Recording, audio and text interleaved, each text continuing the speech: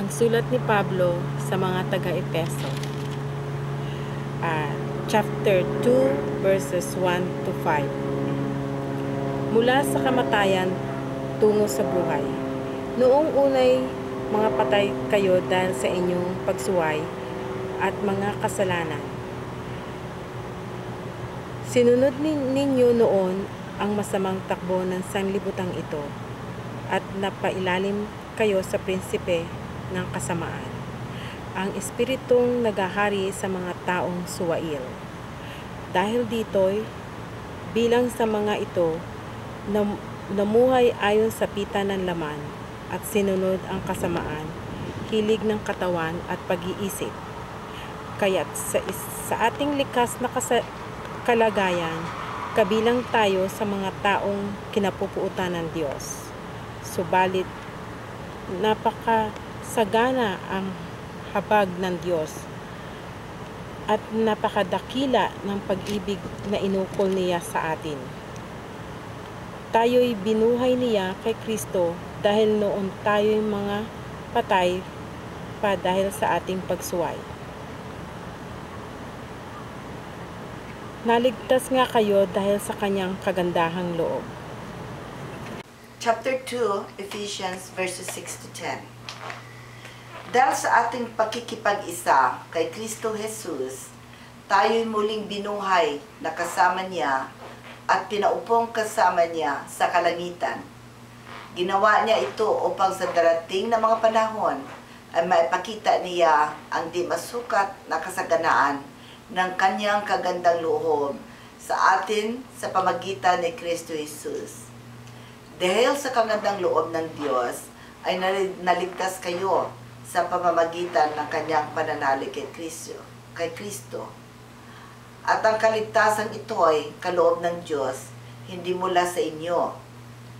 Hindi ito dahil sa inyong mga gawa, kaya't walang dapat magpamamalaki ang sinuman.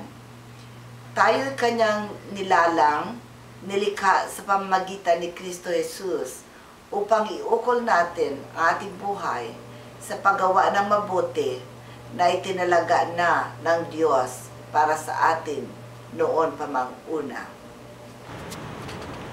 Efeso chapter 2 verses 11 to 15.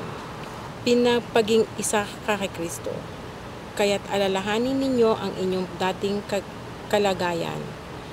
Kayo'y pinanganak ng mga hintil at tinawag na dituli ng mga Hudyo. Ang mga Hudyo ay tinatawag na tuli ayon sa ginawa nila sa kanilang katawan.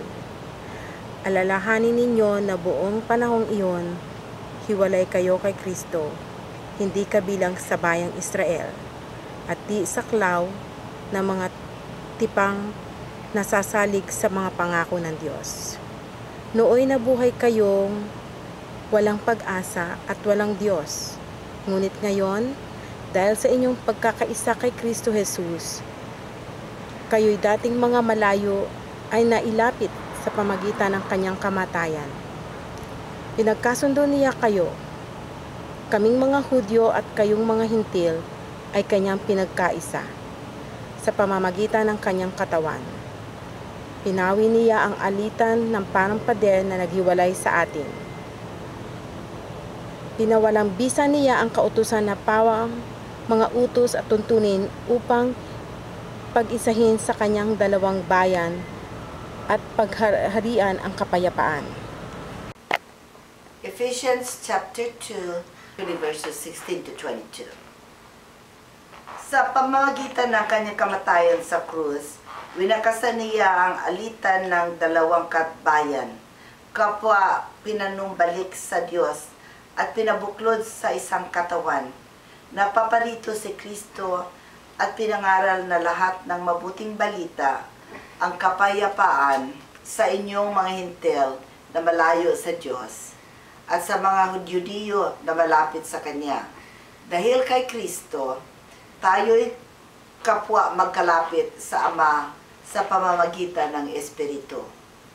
Sa makatwid, hindi na kayo dayuhan o taga-ibang bansa, kundi kinabahayan ng mga hinirang ng Diyos at kabilang sa kanyang sambayanan.